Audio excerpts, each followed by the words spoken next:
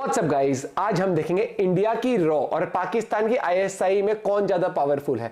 पाकिस्तान के कुछ लोग आ जाएंगे, एक वेबसाइट उठा लेते हैं गूगल से, देखो नंबर 1 हमारी बताई जाती है। बताने से नहीं होता, तुमसे आज तक अपने वहां पे ठिकाने नहीं ढूंढे गए। ओसामा पाल रखा था वो नहीं ढूंढा गया, दाऊद इब्राहिम पाल रखा है वो नहीं ढूंढा गया, लेकिन नंबर 1 तो है।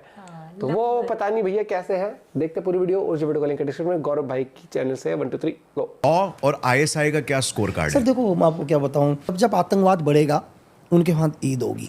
बस आतंकवाद, दुनिया में शांति नहीं होनी चाहिए कहीं भी। अगर दुनिया में शांति होने लग गई तो फिर अशांति करने के लिए आईएसआई है तो सही, झूठा प्रोपेगेंडा करने के लिए, ठीक है, टेररिज्म को बढ़ाने के लिए। मतलब ये लोग क्या करते हैं, पैसा भी यूएस से ले रहे हैं। मतलब तालिबान को खत्म करने के लिए या अलकायदा को खत्म करने के लिए पैसा किससे ले रहे हैं? यूएस से ले रहे हैं। और बिन लादेन को जगह भी पाकिस्तान में दे रहे हैं। तो आप सोचो, आपको पता है ये आईएसआई इस दुनिया में जब भी वॉर होता है ना, इनके घर में दीपावली होती है सर, ये ईद मनाते हैं। उसका रीजन ये है कि जब भी यूएसएसआर अफगानिस्तान में घुसी तो मजे हुए आईएसआई के। आईएसआई हमेशा चाहती, क्योंकि सीआईए ने क्या किया, आईएसआई को मदद करना शुरू कर दिया एड फंडिंग से। फिर क्या हुआ, दूसरी बात, जब वर्ल्ड ट्रेड सेंटर पर अटैक हुआ, फिर दोबारा आईएसआई के मजे आ गए। अब वो अमेरिका के भी क्योंकि अब क्या है, अब इसको खत्म करना है, बिन लादेन को खत्म करना है, आईएसआई को खत्म करना है ना, अलकायदा को खत्म करना है, फिर दोबारा एड फंडिंग किसको मिलेगी? आईएसआई को मिलेगी। इस मैं आपको ये बता रहा हूँ कि इस दुनिया में जब जब आतंकवाद बढ़ता है तो आईएसआई के वहाँ ईद होती है। आईएसआई का धंधा चलता है। आईएसआई का धंधा चलता है कि आईएसआई तो यार सर क्या है सर, मैं आपको देखो, अगर मुझसे कोई ये पूछे कि दुनिया की मतलब एक ऐसी फोर्स जो साली सुई से लेकर सब कुछ बनाती है सर, वो पाकिस्तान आर्मी।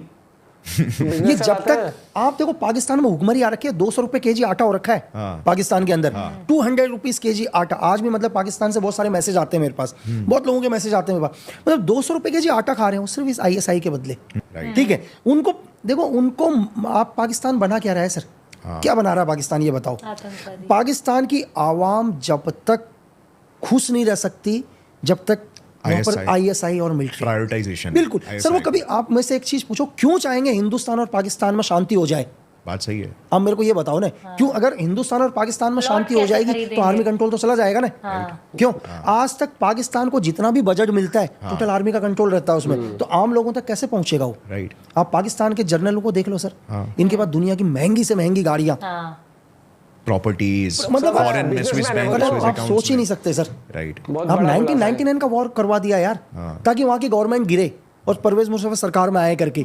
ठीक है, मतलब एक देश के जर्नल ने खुद की सत्ता को लाने के लिए एक वॉर करा दिया, ताकि हिंदुस्तान और पाकिस्तान का वॉर होगा तो कंट्रोल किसके हाथ में आएगा? आर्मी के हाथ में आएगा, मिलिट्री के पास आएगा। ले ली ना सत्ता परवेज ने।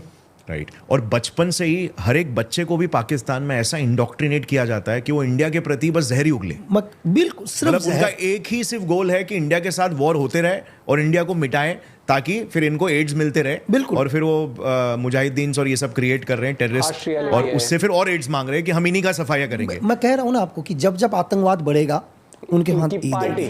बस आतंकवाद, दुनिया में शांति नहीं होनी चाहिए कहीं भी।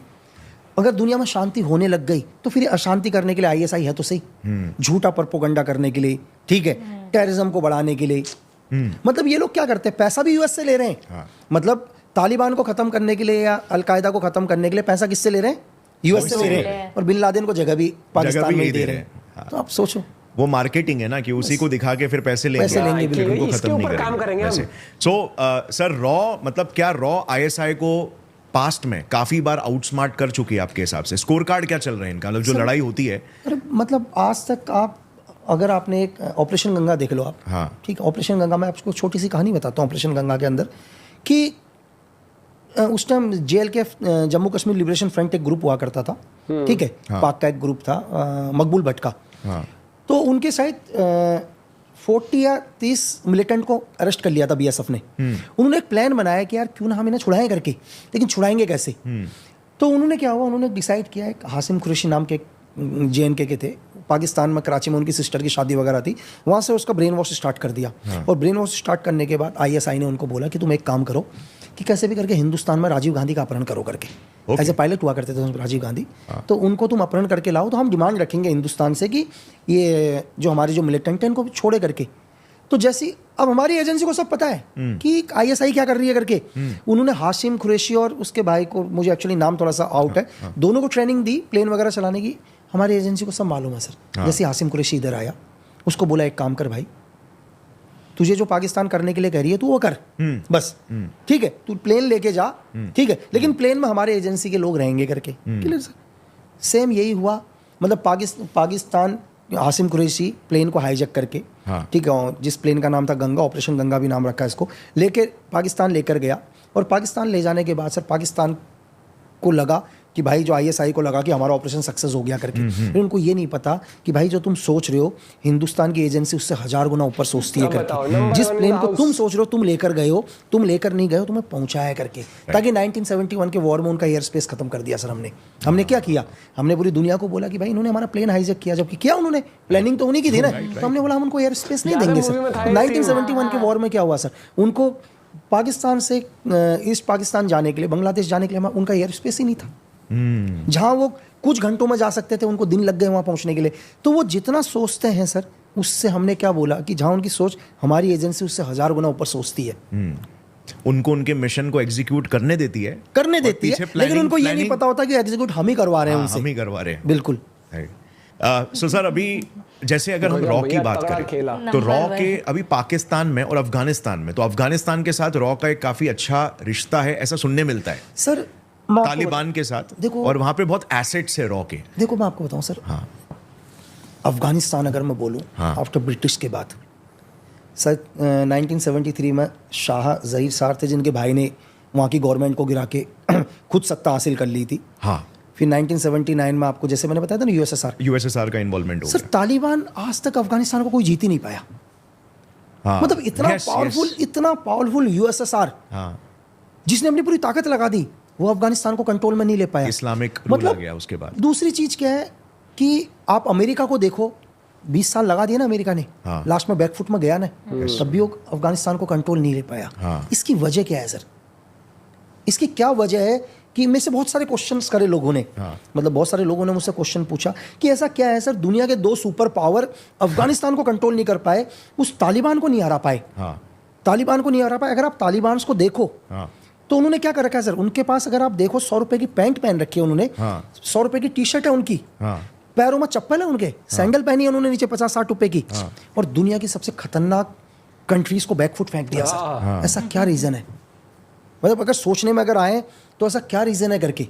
बात सही है ना? तो क्योंकि मैं भी अफगान में रहा, तो जो मैं समझ पाया, मेरा पॉइंट ऑफ व्यू जो भी मैं समझ पाया उनको, क्या अभी आपने देखा जब यूएस गई थी, और जो उनके तालिबानियों को आपने देखा, जिंदगी में पहली बार वो लोग, कई लोग आइसक्रीम खा रहे थे फर्स्ट टाइम, कि आइसक्रीम कैसे होती है। मैं जिस सोफे में बैठा हूँ वो सोफे में पहली बार बैठे थे।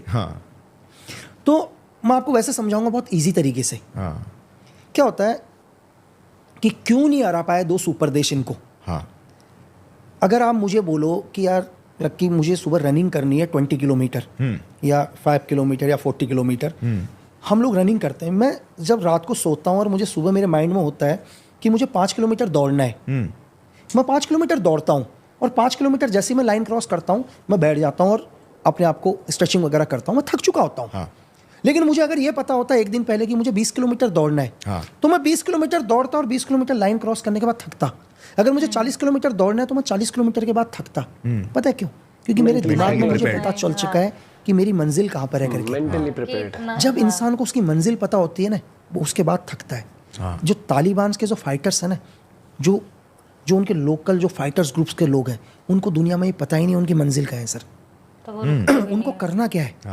मतलब जब मेरी एक बार बात हुई, हम लोग अफगान में थे जिस टाइम, तो उसका जो एक तालिबान का जो एक फाइटर है, उसको ये पता ही नहीं उसको करना क्या है, उसकी मंजिल है कहाँ करके। वो थकेगा कैसे सर?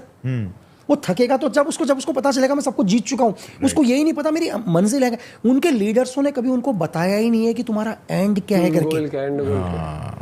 मेरी बात समझ रहे हो? ऑनगोइंग बैटल, वो वॉर कभी खत्म ही नहीं होगा, तो तुम दुनिया में उसे हरा ही नहीं, तुम दुनिया में उस दुश्मन को कभी नहीं हरा सकते जिसको अपना एंड नहीं पता। ध्यान रखना, वो मर जाएगा लेकिन उसका एंड खत्म नहीं होगा। धरती में वो सबसे खतरनाक इंसान है जिसको अपना एंड नहीं पता, क्योंकि वो रुकेगा कभी नहीं सर। वो मर जाएगा पर रुकेगा कभी नहीं। Same Taliban sir. राइट। दुनिया के 2 पावरफुल देश नहीं हरा पाए क्योंकि उनको फर्क ही नहीं पड़ता कौन है करके सामने। उनको नहीं फर्क पड़ता, उन लोगों को पता ही नहीं है कौन क्या है करके। ठीक है, उन्होंने जिंदगी में कभी कोई लग्जरियस लाइफ देखी नहीं है सर। वो बताया ना उन्होंने, जिस इंसान ने कोई लग्जरियस लाइफ नहीं देखी, जंगलों में रहा, पत्थरों में रहा, चीजें, उसके लिए क्या फर्क पड़ता है? वो हर रोज मौत जीतता है यार। आपको जिंदगी से कब प्यार होता है? जब आपको कंफर्ट मिलता है, लग्जरी मिलती है। उन लोगों से पूछो ना जो लोग कहते हैं यार इससे बेहतर तो मौत है करके, तो उनको आप क्या डराओगे मौत से? जो हर रोज ऐसी जिंदगी जीते हैं जो मौत से भी बदतर है। आपको लगता जरूर है जब वॉर होता है ना सर, वॉर, तो वॉर इंसानियत को हजारों साल पीछे ढकेल के जाता है, पता आपको? हमें लगता जरूर है, वो हजारों साल पीछे चले जाते हैं हम लोग। आप जाके अभी यूक्रेन डेवलप होगा देखना, आप फेंक दिया उन्हें पीछे कई सौ साल पीछे। ठीक है, लड़ यूक्रेन रहा है, यहाँ से रशिया लड़ रहा है, लेकिन सब पूरी दुनिया को दिखाई दे रहा है कि इनके पीछे है कौन करके। राइट। आपको क्या लग रहा है कि यूक्रेन रशिया के सामने इतने दिन तक फाइट कर देगा सर? एक्चुअल में वॉर करा कौन रहा है? वॉर कौन करा रहा है? बेशक उसे खत्म करवा दिया अपने फायदे के लिए। ठीक है, तो दुनिया की, देखो मैंने आपको अभी भी बोला स्टार्टिंग में कि वॉर आपको अभी दिखाई दे रहा है, लेकिन एजेंसीज कई सालों से वॉरों की तैयारी करते हैं सर। ऑर्केस्ट्रेट कर रहे हैं पूरा वॉर, मतलब पूरा। आपको लग रहा है चाहे दुनिया के किसी भी देश में हो, हमें लगता है कि यार यहाँ की सरकार ये बनी है करके। दुनिया की एजेंसी के ऊपर निर्भर करती है किसकी सरकार को चाहते हैं। राइट। और कभी कभार वॉर कराए भी जाते हैं क्योंकि उसमें किसी तीसरे पार्टी का फायदा होता है। रशिया यूक्रेन वॉर में भी यही हो रहा है। बिल्कुल, हर जगह यही। अगर आप सीरियसली काफी इंटरेस्टिंग, बहुत सारी चीज पता लगी। जैसे मूवी में हमने गंगा, ऑपरेशन गंगा के बारे में देखा था। वही था क्या, विद्युत वाली एक थी आईबी फ्लाइट ऐसे करके, क्योंकि उसमें एक सिविलियन चला गया गलती से, उनका खुद का ही प्लान था। याद है वो जो 2 बंदे वो कर रहे थे, पूरी टीम बना के हाईजैक भी खुद ही करवाया था वो।